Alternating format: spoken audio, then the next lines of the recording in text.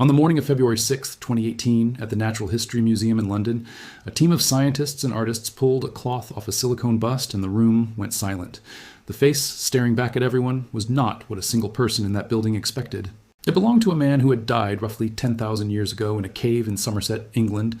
A skeleton archaeologists had nicknamed Cheddar Man. For over a century, museum visitors had assumed he looked like a typical pale, light-haired Englishman, an ancestor cut from the same cloth as every postcard image of ancient Britain. But when researchers at University College London sequenced his DNA and handed the data to model makers, the reconstruction showed dark brown skin, tightly curled black hair, and a pair of piercing, unmistakably pale blue eyes. Newspapers panicked. Radio hosts argued on air. Commentators accused scientists of rewriting history for political reasons, and scientists fired back that they had simply followed the genetic code wherever it led. Within days, the image of Cheddar Man had traveled across the world, and buried inside the controversy was a much stranger and far more important question that almost no one stopped to ask. If the oldest known blue-eyed Briton had skin as dark as a modern West African, where did blue eyes actually come from? Because the truth is, they did not begin in Britain. They did not begin in Scandinavia either, no matter what the postcards say.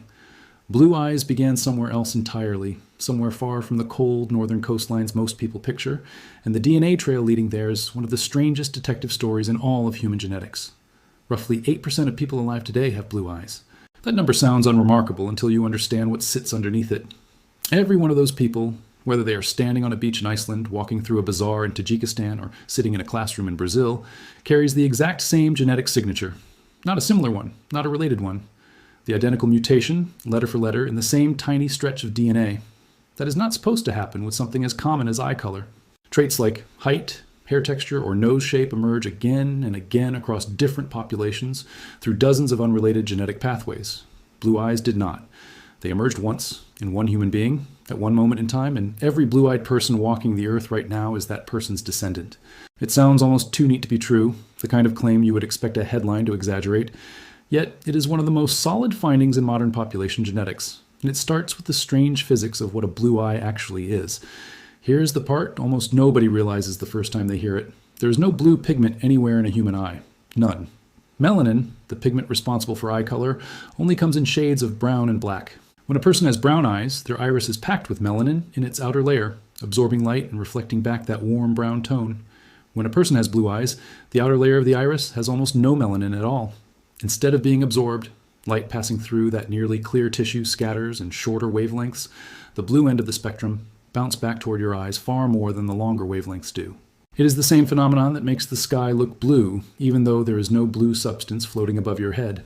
Scientists call it Tyndall scattering, and it means that a blue eye is essentially an optical illusion produced by an absence, a kind of biological trick of the light rather than a pigment of its own.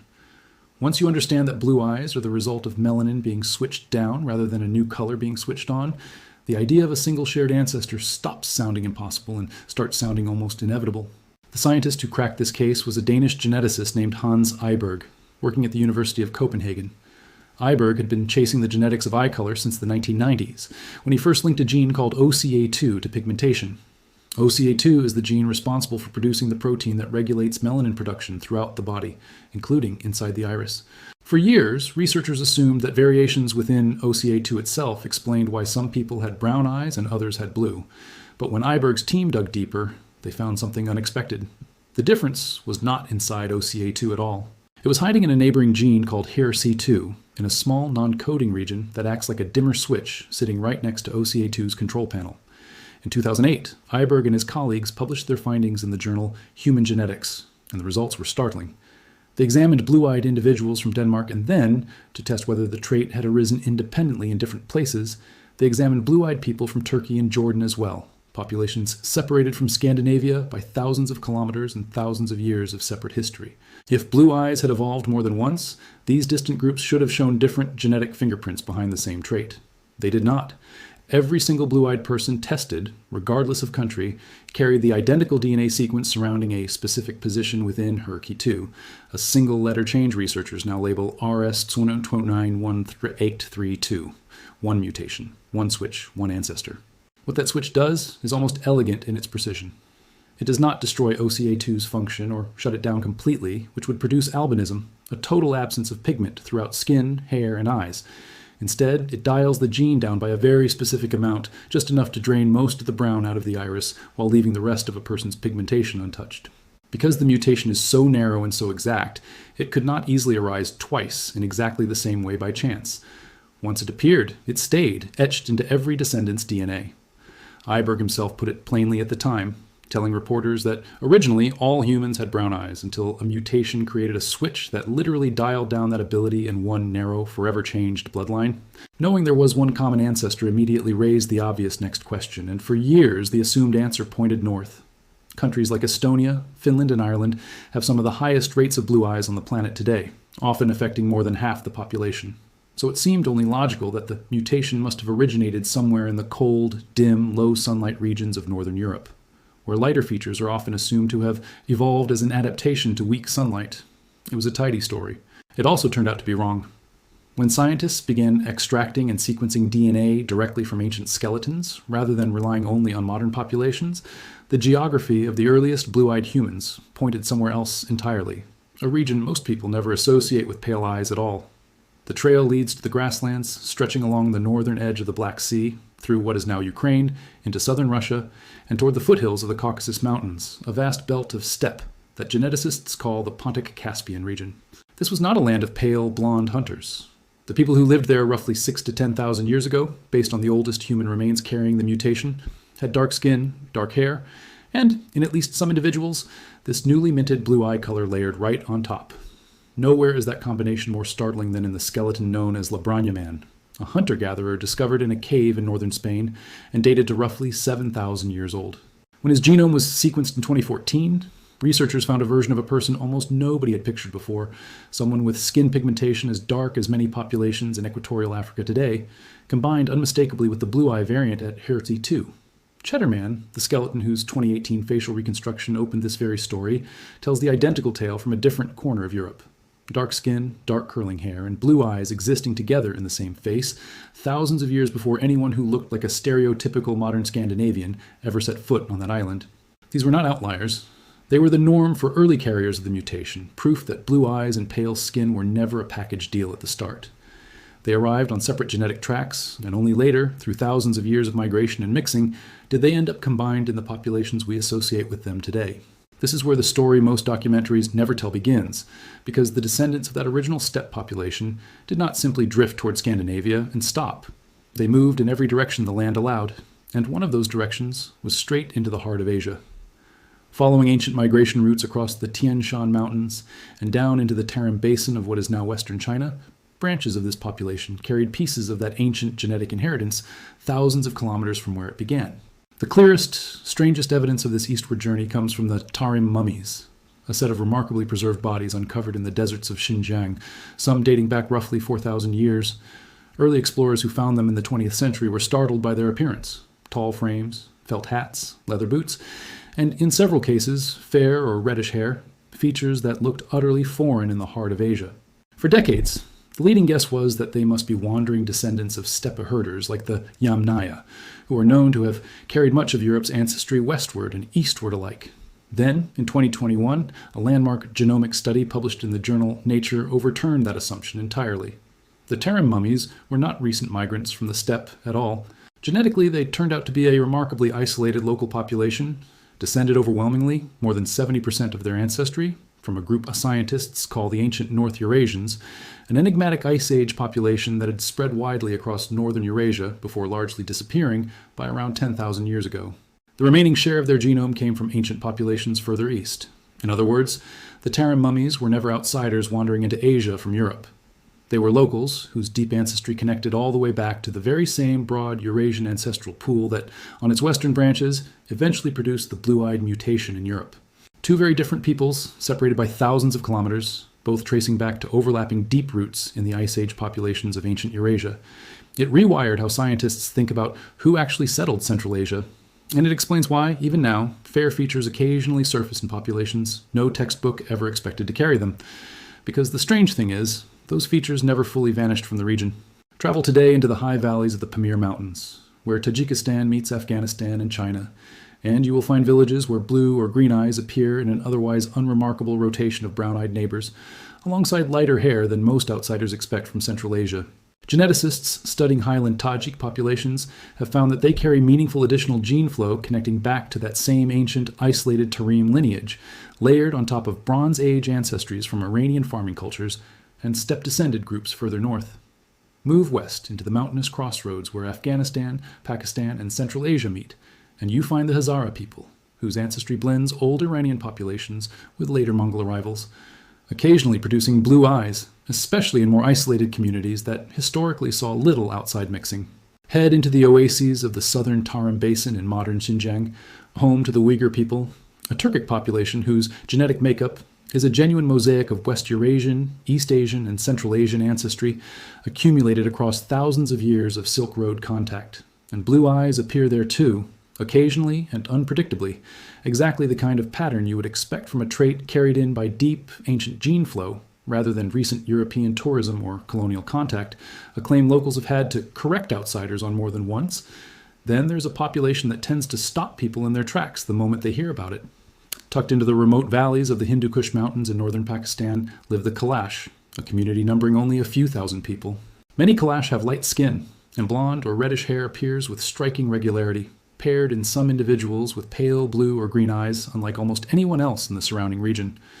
They speak an ancient language belonging to the Indo-European family, and they practice a pre-Islamic religion entirely distinct from their neighbors, a combination so unusual that a persistent local legend claims they descend from soldiers left behind by Alexander the Great during his campaigns through the region more than 2,000 years ago. Genetic studies tell a story that reaches back even further than that romantic legend suggests, pointing toward ancestral connections tied to the Indo-Iranian migrations that swept through the region roughly 3,000 to 4,000 years ago, long before any Macedonian army ever crossed into South Asia. The Kalash are not evidence of a recent European bloodline dropped into Pakistan. They are a living fragment of a much older Eurasian story, one that stretches back to the same tangled root system that eventually produced blue eyes on the shores of the Black Sea. Zoom out across the ancient steppe itself, and the picture only gets bigger.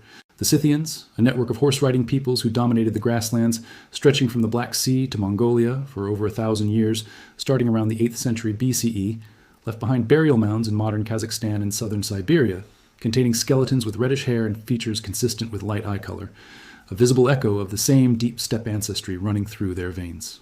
Further east, and slightly earlier, the enigmatic Tocharians occupied the Tarim Basin's oasis towns, running caravan stops along what would become the Silk Road, and left behind manuscripts written in a branch of the Indo-European language family so unexpectedly close to Latin and Celtic that when linguists finally deciphered the texts in the early 20th century, it upended assumptions about how far west-originating languages had traveled east. It remains one of the great puzzles of ancient migration. A people, speaking a language rooted in the far western reaches of the Indo-European family, settled thousands of kilometers away at the edge of China, and the most convincing explanation ties directly back to the same steppe populations whose descendants also carried a certain small mutation in their eyes. One of the great engines behind this eastward and westward spread was a people called the Yamna, pastoralists who thrived on the Pontic-Caspian steppe, roughly 5,000 to 3,000 years before the Common Era. They are credited with some of the most consequential innovations in prehistoric life, domesticating horses for riding rather than just food, and building some of the earliest wheeled carts, technology that let small family groups drive herds across distances no purely walking population could manage. That mobility turned the Yamna and closely related steppe groups into one of the most genetically influential populations in human history. Their DNA shows up today in the ancestry of nearly every modern European population, and it also shows up in smaller but very real proportions across Iran, parts of South Asia, and the fringes of Central Asia. Wherever their herds and wagons went, fragments of their genome went with them, and the blue-eye mutation, already circulating within neighboring steppe communities by that point, rode along on that same wave of expansion. This is a large part of why the trait shows up today in places separated by thousands of kilometers and thousands of years of independent political history, from the Scottish Highlands to the Iranian Plateau, to the edges of the Indian subcontinent, where steppe-related ancestry contributed to populations later known as the Indo-Aryans. It is one continuous genetic thread, stretched thin across an enormous stage, rather than dozens of coincidences happening to look alike. Modern DNA sequencing of hundreds of ancient skeletons across this vast corridor has let researchers watch that thread move in something close to real time, generation by generation, cemetery by cemetery, tracing a single genetic signature as it crossed rivers, mountain ranges, and thousands of years most written records never touched. It is worth pausing on just how counterintuitive this makes the whole story, because it inverts almost everything popular imagination assumes about where light features come from. Blue eyes did not start in the cold north and slowly filter south and east over centuries of contact. They started in a specific, dark-skinned steppe population, moved outward in multiple directions simultaneously, and only later became concentrated in northern Europe through a separate historical process, one geneticists refer to as a founder effect. Small, relatively isolated populations settling in places like the Baltic coast, with less continuous mixing from outside groups compared to the crowded corridors of Central Asia and the Middle East, allowed the mutation to concentrate and rise to very high frequencies over thousands of years. Meanwhile, in regions where populations remained larger, more diverse, and more frequently mixed through trade and conquest, the same mutation persisted at lower, more scattered frequencies, never disappearing, but never dominating either. That is the real reason blue eyes look almost universal in Reykjavik, and merely occasional in Samarkand. It has nothing to do with the mutation belonging more to one region than another. It has everything to do with population history, isolation, and time. None of this explains why the mutation actually spread once it appeared, and that question has kept geneticists arguing for years without full resolution. Blue eyes carry no obvious survival advantage. They do not protect against disease, they do not help regulate body temperature, and there is no clear evidence they improve vision in any particular climate. Whatever caused the mutation to spread from one person to hundreds of millions was not natural selection rewarding a superior trait. One leading theory suggests sexual selection, the idea that in small, genetically similar early populations, a novel and unusual eye color made certain individuals more noticeable, more memorable, and ultimately more likely to be chosen as partners, giving the trait a quiet reproductive edge purely through novelty rather than function. A second theory suggests the mutation may have hitchhiked alongside other traits that were genuinely useful, riding along on the same chromosome as something selection actually favored, picking up a free ride toward higher frequency, without doing any of the evolutionary work itself. A third, more mundane possibility is simple genetic drift, the idea that a harmless mutation can spread through sheer chance when a small population carrying it happens to expand rapidly, exactly the kind of population boom that occurred as early agricultural societies took hold across Eurasia roughly 8 to 10,000 years ago. Most likely, the real answer is some tangled combination of all three, and the honest scientific position is that nobody has definitively settled the debate. What is settled, and what makes this whole story genuinely moving rather than just a curious genetics footnote, is the scale of the inheritance involved. Ancestry compounds backward across generations in a way that defies casual intuition. Go back roughly 200 generations, somewhere around 5,000 to 6,000 years. The number of ancestral slots in your family tree mathematically exceeds the total number of humans who were alive on Earth at that time. The only way that arithmetic works is if the same ancestors appear over and over again in different branches of your tree, contributing to your genome through dozens of separate paths, rather than just one. The original carrier of the blue eye mutation, whoever they were, is very likely one of those repeating figures for every blue-eyed person alive today, appearing not once but many times across the branches of a family tree that has been folding back on itself for thousands of years. That single individual, a hunter-gatherer or early herder living somewhere along the edge of the Black Sea or the neighboring steppe between 6,000 and 10,000 years ago, is not a distant, symbolic ancestor. They are a literal, repeated, blood relative of every blue-eyed grandmother in Norway, every blue-eyed child in Tajikistan, every blue-eyed farmer in Ireland, and every blue-eyed teenager scrolling past this exact sentence right now. There's a strange historical irony sitting underneath all of this, too. Ancient civilizations treated the color blue itself as something rare and almost sacred, long before anyone understood the biology behind blue eyes. The Egyptians ground imported lapis lazuli into pigment reserved for painting the eyes of their gods. Many ancient languages, including Homeric Greek, did not even have a clearly defined word for the color blue, describing the sea and sky instead through comparisons to wine or bronze. Against a backdrop where blue was treated as scarce, valuable, and almost otherworldly, it is not hard to imagine how startling it must have been for early communities to encounter a person whose eyes carried that same rare, scattered light. A stranger with brown-eyed parents and brown-eyed siblings, suddenly producing a child whose eyes did something no one else's did. Whoever that first child was, we will never recover their name, their language, their gender, or the reaction of the people who raised them. We only know, with total genetic certainty, that they survived long enough to have children, and that those children had children of their own across thousands of years, through famines, migrations, empires rising and collapsing, and entire population movements that reshaped the map of Eurasia more times than history books can fully capture. The mutation rode along through all of it, tucked quietly inside a stretch of DNA nobody back then could have known existed, waiting patiently for 21st century sequencing technology to finally reveal exactly where it had been hiding all along.